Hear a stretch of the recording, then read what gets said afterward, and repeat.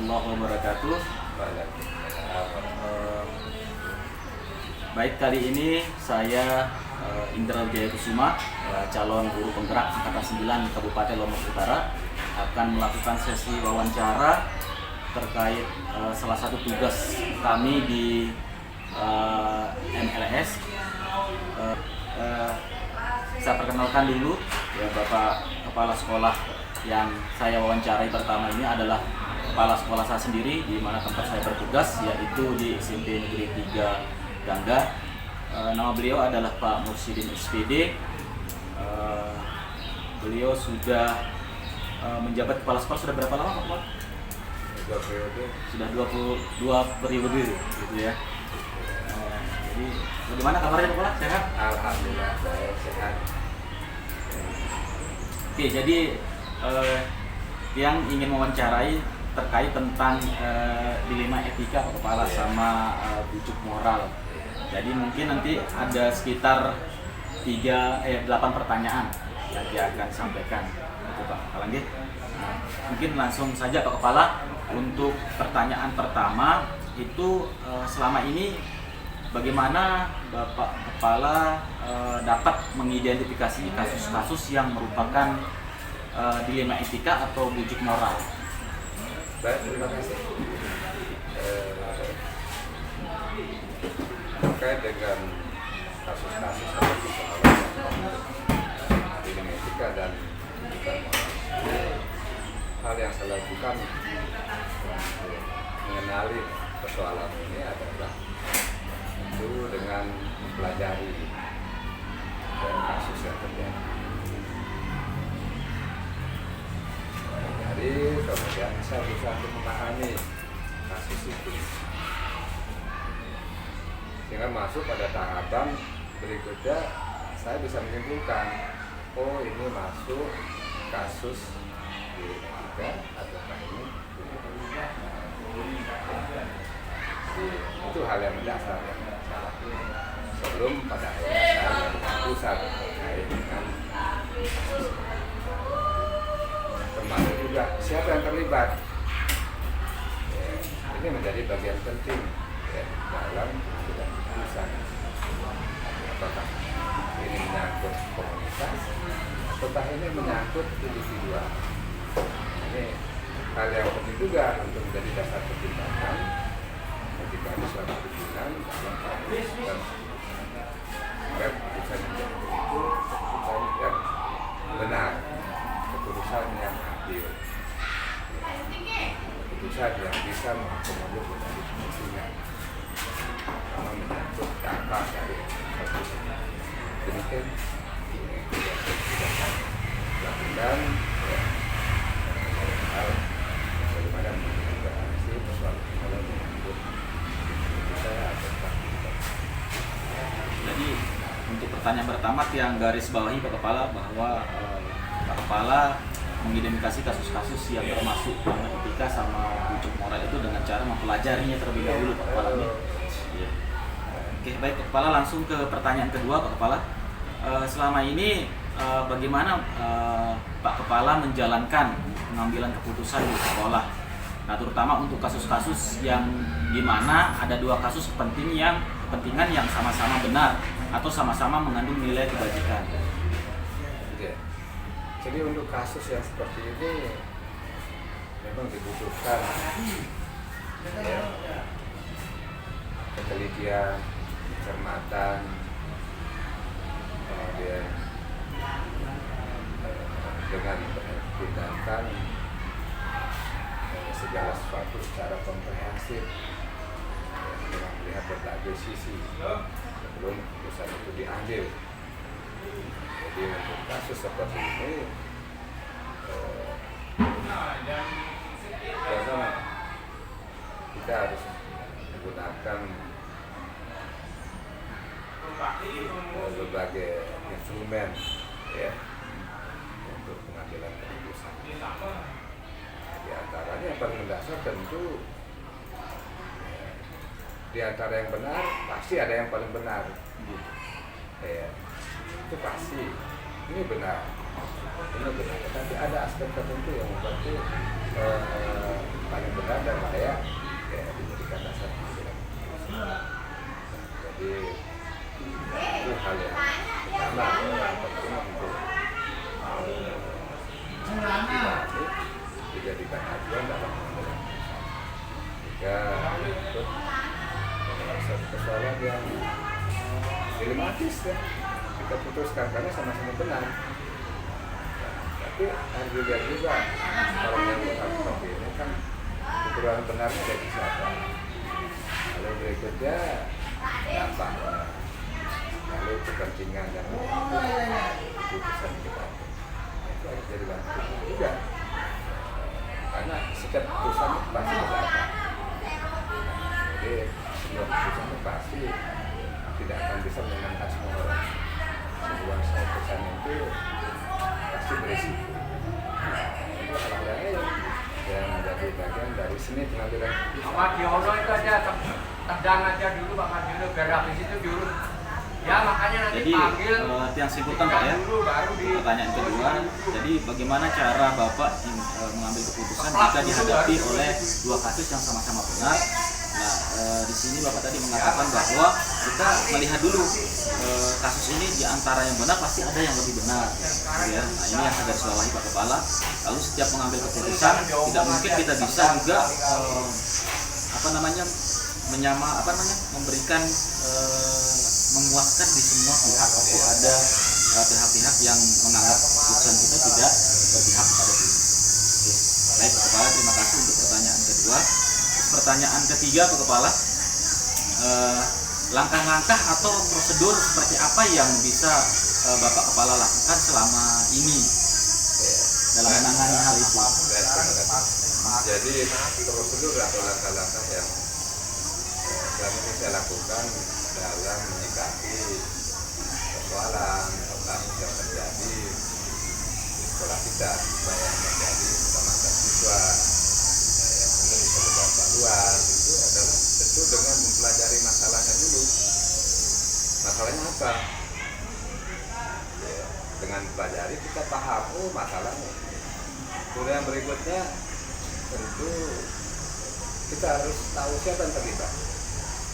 Apakah antar individu atau antar individu dengan kelompok atau individu dengan individu yang bisa membias ke kelompok, ya, baik internal maupun eksternal di sekolah kita. Nah, setelah itu dipahami bersama, maka berikutnya adalah yang saya lakukan adalah menyelesaikan persoalan itu, masalah itu. Dalam menyelesaikan permasalahan ini yang biasa saya lakukan adalah melihat persoalan itu apakah harus melibatkan orang lain. Kalau melibatkan orang lain itu siapa? Di struktur manajemen sekolah dalam hal ini kelibatan yang lain itu bisa wali kelasnya, bisa guru BK, bisa urusan terutama pimpinan. Kita aja untuk mendiskusikan persoalan dan bisa mengambil keputusan terbaik dari setiap banyak alternatif keputusan yang akan diambil.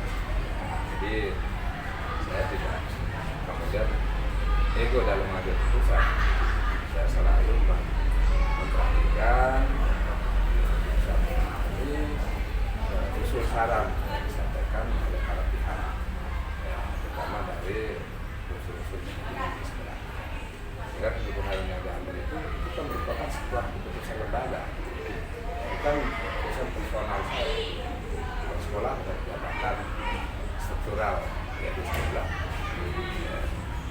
Jadi keputusan lembaga.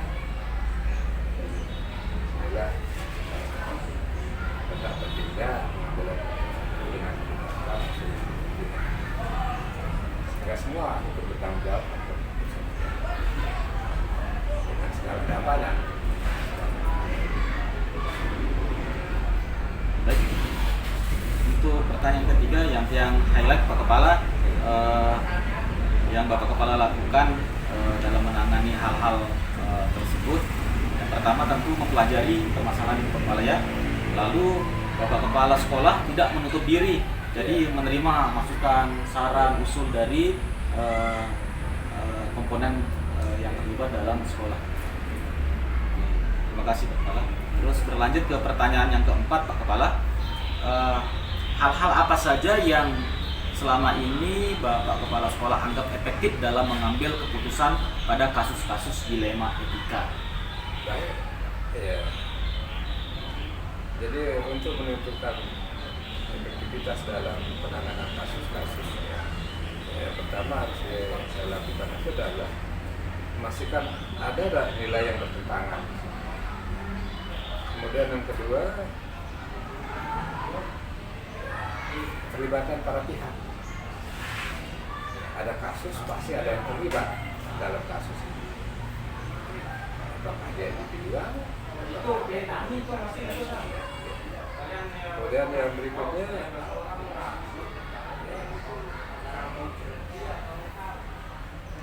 harus bisa menyimpulkan,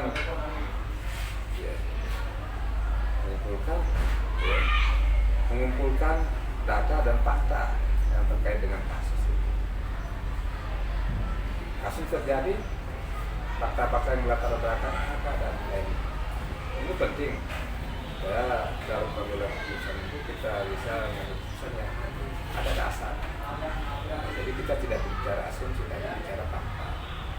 Ya, secara faktual, ya persoalan terjadi karena apa?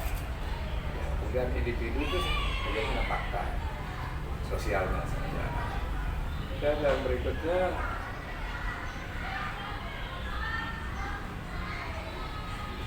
kita harus melakukan uji kebenaran kan? Ya, kita harus uji ini apakah masuk dilema etika ataukah ini masuk dalam kategori kasus didikan moral. Ya. Yang berat ini yang menyangkut dilema etika karena sama-sama benar. Kemudian yang dilema etika ini kan sudah jelas benar salah. Nah, dari sisi etisnya bagaimana kan? Jadi hal seperti ini ya tetap diskusi itu menjadi bagian penting dalam penyelesaian masalah ini. Melibatkan para pihak yang menjadi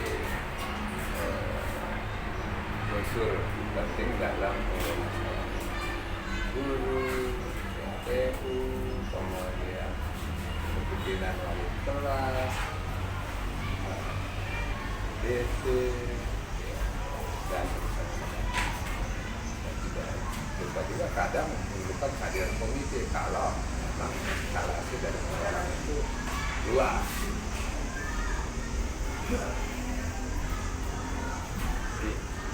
Oke, baik Pak Kepala. Untuk pertanyaan nomor 4 ini yang menitik beratkan di pernyataan Pak Kepala bahwa hal-hal yang Pak Kepala lakukan yang dianggap efektif untuk mengambil keputusan pada kasus-kasus dilema etika itu tentunya mempelajari terlebih dahulu masalahnya Pak Kepala ya. Terus di sini Pak Kepala juga mengatakan bahwa perlunya ada diskusi gitu ya, dari semua pihak. Nah, jika permasalahan itu besar, bisa juga mengajak diskusi komite. Itu Pak Kepala ya. Oke, baik. Terus pertanyaan kelima Pak Kepala, lagi ada 4 pertanyaan lagi. Pertanyaan kelima, hal-hal apa saja yang selama ini merupakan tantangan dalam mengambil keputusan pada kasus-kasus dilema etika? Ya. Jadi yang menjadi tantangan selama ini adalah terutama menyangkut dilema etika kan? Karena ini parameternya ya, ini sama-sama benar. Jadi di sini butuh ketelitian, cermatan dalam pengambilan keputusan. Kemudian yang berikutnya terlibatan. Siapa yang terlibat di situ? Ini juga jadi bagian penting ya, dalam pengambilan keputusan. Ini lebih ya, saya bertugas di sekolah yang rata-rata anak-anak itu ada hubungan kalau dari sisi keluarga. ini berat di sini. Bagaimana saya harus memisahkan antara tugas sebagai pimpinan di sekolah dengan hubungan keluarga. Jadi ini satu hal yang berat, tetapi alhamdulillah lah saya berusaha mengedepankan ya, posisi sebagai pimpinan ya, dan posisi sebagai bagian dari keluarga. Kalau persoalan keluarga ya di luar, kalau di sekolah ya sekolah. Alhamdulillah lah selama ini jika ada kasus-kasus yang menyangkut keterlibatan para pihak yang secara keluarga misalnya ada hubungan, ya saya berusaha melepas itu. Saya harus dipertimbangkan bahwa ini saya pimpinan sekolah, jadi harus adil. Alhamdulillah beberapa kasus itu saya bisa melakukan itu. Bahkan ini Jadi bisa saya simpulkan bahwa tantangan yang selama ini Bapak hadapi ketika mengambil keputusan yang berkaitan dengan kasus dilema etika ya pada saat memberikan putusan itu Pak Kepala ya, karena memang kasusnya sama-sama benar gitu. Nah di sini letak tantangannya Pak Kepala. Ya. Baik Pak Kepala, pertanyaan nomor 4, apakah Pak Kepala memiliki sebuah tata kala atau jadwal tertentu dalam sebuah penyelesaian kasus dilema etika? Apakah Pak Kepala langsung menyelesaikannya di tempat atau memiliki jadwal-jadwal tertentu dalam menyelesaikannya Pak Kepala? Jadi untuk penyelesaian kasus itu tidak ada yang terjadwal, tidak dijadwalkan. Begitu ada persoalan, kalau memang itu bisa harus dilakukan saat itu kita akan segerakan. Ya, tergantung jenis kasusnya. Kalau ternyata kasus itu perlu melibatkan pihak lain, murid dan lainnya, maka persoalan ini ya diselesaikan pada hari berikutnya. Jadi ini tergantung jenis kasusnya. Ada yang disegerakan dan ada kemudian diselesaikan pada waktu itu. Baik, jadi jadwalnya itu tentunya tidak terjadwal Pak Kepala ya. Insidental. Insidental sifatnya. Jadi ketika kasusnya memang membutuhkan sebuah proses, ya baru dilanjutkan ke hari berikutnya Pak Kepala ya. Jadi tidak ada jadwal-jadwal yang dibuat Pak Kepala. Baik, pertanyaan kedua terakhir Pak Kepala, yaitu pertanyaan nomor 7. Itu adakah seseorang atau faktor-faktor apa yang selama ini mempermudah atau membantu Pak Kepala dalam mengambil keputusan dalam kasus-kasus dilema etika? Jadi faktor-faktor yang mempermudah saya dalam menyelesaikan kasus-kasus yang berhubungan dengan etika itu adalah pola penanganan kasusnya yang saya tidak melakukannya sendiri dengan melibatkan pimpinan sekolah. Jadi ini yang saya rasa sangat mempermudah, dan alhamdulillah selama ini unsur-unsur pimpinan yang ada di sekolah ini berusaha ya bersama-sama ya, dalam pengambilan keputusan ya, terutama menyangkut keputusan yang memang agak pelik kalau menyangkut dilema etika ini. Jadi saya harus mendengar, berusaha memahami, kemudian mencari solusi bersama sampai pada akhirnya dengan berbagai masukan itu saya mempertimbangkan keputusan tersebut. Ini yang mempermudah. Jadi Bapak Ibu unsur pimpinan di sini dan pihak penyelenggara sekolah yang lain itu sangat membantu. Sehingga tidak ada masalah yang tidak terselesaikan. Jadi memang prinsipnya semua masalah pasti ada dalam proses. Baik. Jadi bisa saya simpulkan bahwa yang sering membantu Pak Kepala dalam menangani kasus-kasus dilema etika ini adalah unsur-unsur pimpinan di sekolah. Ya Pak ya, seperti wakil kepala sekolah, ya wakil-wakil urusan, dan bahkan komite. Gitu. Pertanyaan terakhir Pak Kepala, dari semua hal yang telah disampaikan, kira-kira pembelajaran apa yang dapat Pak Kepala petik dari pengalaman Bapak Kepala saat mengambil keputusan dilema etika? Pelajaran apa? Sudah saya alami selama ini, Nggih. selama lebih dari 20 tahun menjadi pimpinan. Adalah bahwa semua masalah ada solusinya. Penyelesaian masalah itu bisa dilakukan secara mandiri, individual, dan bisa diselesaikan dengan melibatkan orang lain. Itu orang lain yang dimasukkan di sekolah ini adalah unsur pimpinan sekolah, urusan, wali kelas, guru BP, kemudian administratif pegawai, bahkan dalam kasus tertentu kita harus menghadirkan ketua komite, juga wali murid, ya, yang perlu kita dengar juga.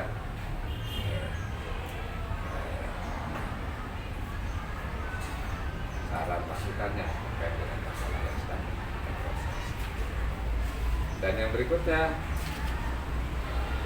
keputusan yang diambil pasti tidak menyenangkan semua orang. Pasti. Tapi ini tidak kemudian menjadi hambatan bagi kita untuk mengambil keputusan.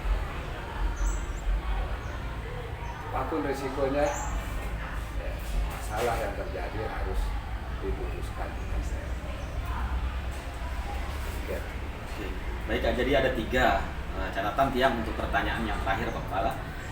Jadi pelajaran apa yang Pak Kepala dapat dari setiap kasus pengambilan keputusan setiap kasus dilema etika itu? Yang pertama, semua masalah pasti ada solusinya Pak Kepala ya. Bagaimanapun pelik masalahnya pasti ada jalan keluarnya. Nah, terus yang kedua, menyelesaikan masalah itu terkadang Pak Kepala lakukan sendiri. Ya, terkadang juga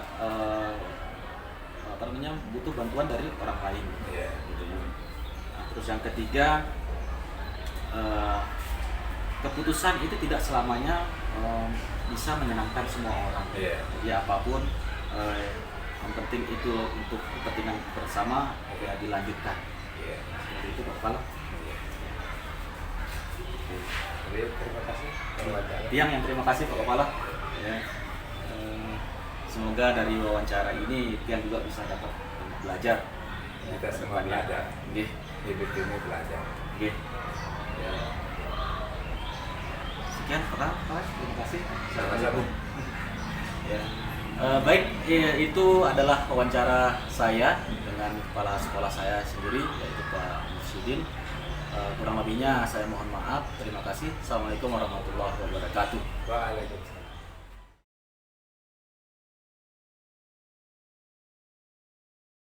Bismillahirrahmanirrahim. Assalamualaikum warahmatullahi wabarakatuh. Waalaikumsalam warahmatullahi wabarakatuh. Selamat pagi, Mi. Gimana kabarnya hari ini? Alhamdulillah, baik Pak Indra, terima kasih. Baik, sebelumnya saya ucapkan terima kasih atas kesempatannya karena sudah menerima undangan saya, undangan untuk mewawancarai. Kegiatan ini merupakan salah satu tugas calon guru penggerak angkatan 9, itu di mana kita calon guru penggerak itu diminta mewawancarai 2 kepala sekolah, ya 2 atau 3 kepala sekolah. Nah, salah satu kepala sekolah yang wawancarai adalah Mami sendiri nanti. Baik, sebelum kita ke pertanyaan, saya kenalkan dulu. Jadi kepala sekolah yang kedua adalah Pak Lalu Wahyudi, ya, Wirabakti SPD. Beliau adalah kepala sekolah SMP N Tahap 2 Kayangan. Jadi baik, langsung saja Mami ke pertanyaan. Pertanyaan ada 8 pertanyaan. Pertanyaan pertama itu Nah, selama ini bagaimana Bapak dapat mengidentifikasi kasus-kasus yang merupakan dilema etika atau bujuk moral? Baik, terima kasih Pak Indra telah mau mewawancari saya. Pertama, selama ini memang saya selaku pimpinan di SMPN Sarta II Kayangan ini belum pernah mengidentifikasi apakah itu permasalahan bujukan moral atau seperti tadi yang dikatakan dilema etika seperti itu. Jadi setiap permasalahan itu sebagaimana mungkin secepatnya saya selesaikan seperti itu. Entah itu dilema etika atau bujukan moral. Dengan wawancara dengan pengetahuan tadi, baru saya tahu itu mana permasalahan dilema etika dan mana permasalahan bujukan moral seperti itu. Oke, baik.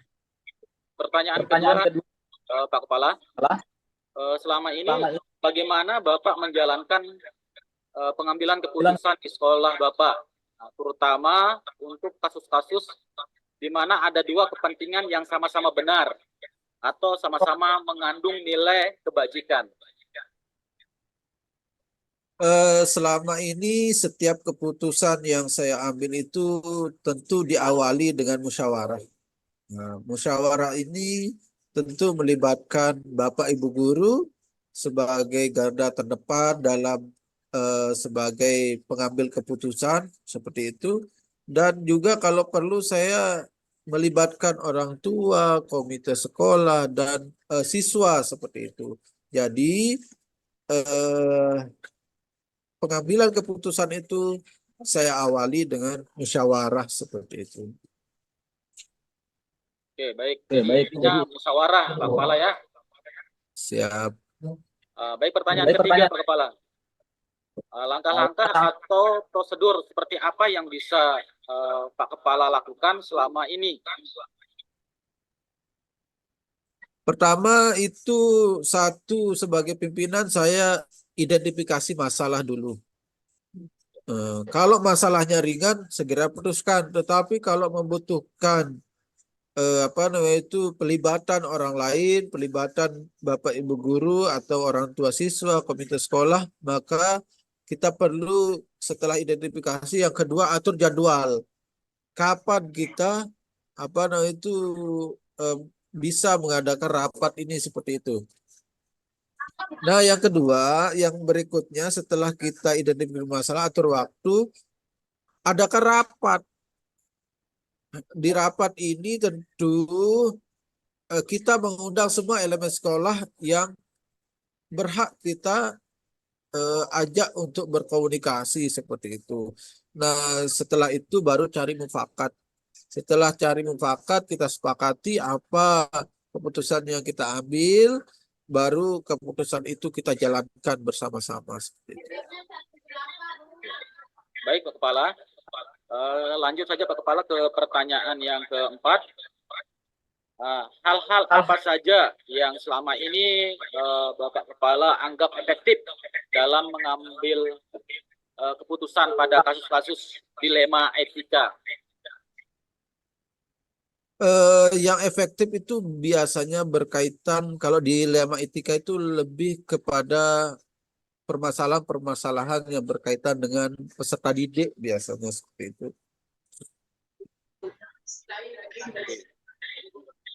Oke, baik Pak Kepala. Terus pertanyaan kelima, hal-hal apa saja yang selama ini merupakan tantangan dalam Pak Kepala mengambil keputusan pada kasus-kasus, terutama kasus yang berkaitan dengan dilema etika? Yang kita pikirkan itu dampak dari apa keputusan yang kita ambil. Misalnya dilema etika ini kan berkaitan dengan siswa. Misalnya saya tidak mau antara menaikkan atau tidak ini. Karena siswa biasanya kita bimbang. Dia ini misalnya bagus dari segi nilai, tetapi rajin juga tidak masuk seperti itu. Alpanya banyak seperti itu. Kita kan punya kriteria, misalnya kriteria kelulusan, kriteria tidak naik kelas. Tetapi di satu sisi kita ini dilemanya kalau misalnya anak ini tidak dinaikkan, misalnya akan seperti apa? Apakah tidak kecewa atau nanti malah tidak mau sekolah lagi seperti itu. Jadi kita perlu mencari-cari apa namanya, kalau bahasanya itu win-win solution gitu kan, seperti itu. Oke, baik. Jadi tantangannya itu lebih mengarah ke psikologis ke siswa, Pak Iya, Kepala ya. betul. Iya, apalagi kami yang di SMP ini kan masa-masa anak-anak ini kan masa eh, dari anak-anak menuju remaja, masa ABG lah, pencarian jati diri seperti itu. Ya. Baik, Pak Kepala, lanjut ke pertanyaan yang ke-6. Apakah Bapak memiliki sebuah tata cara atau jadwal tertentu dalam sebuah penyelesaian kasus dilema etika? Apakah Bapak langsung menyelesaikannya di tempat atau memiliki sebuah jadwal untuk menyelesaikannya? Bentuk atau prosedur seperti apa yang Bapak jalankan? Kalau ditanya mengenai jadwal sih tidak ada, tetapi setiap kita mengadakan rapat, misalnya rapat kenaikan kelas atau rapat semester, itu pasti akan muncul dengan tersendirinya permasalahan-permasalahan yang terjadi seperti itu. Nah, disitulah kita selesaikan permasalahan-permasalahan itu. Kita tidak menunggu berlarut-larut.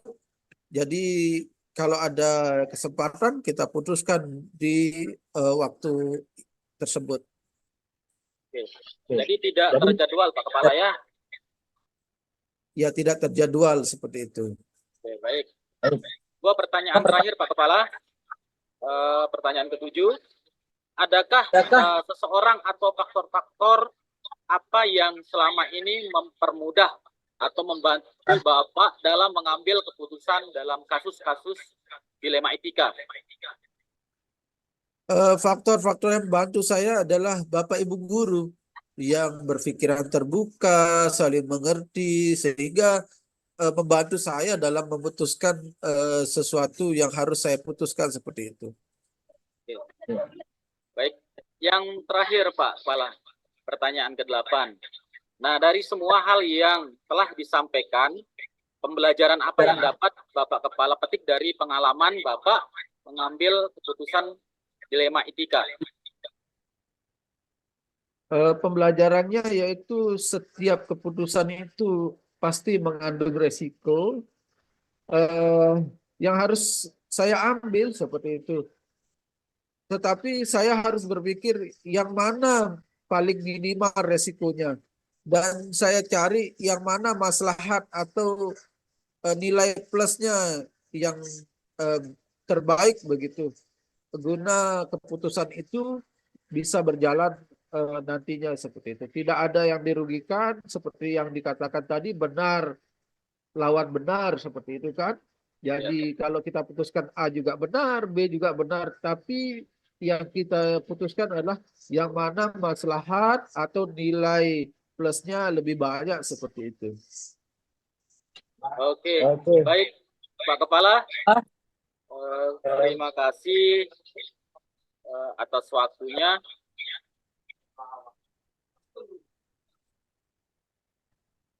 Baik, terima kasih juga Pak Indra sudah percaya terhadap saya, sudah mewawancarai. Tetap semangat mengikuti pendidikannya. Semoga Pak Indra sukses ke depannya.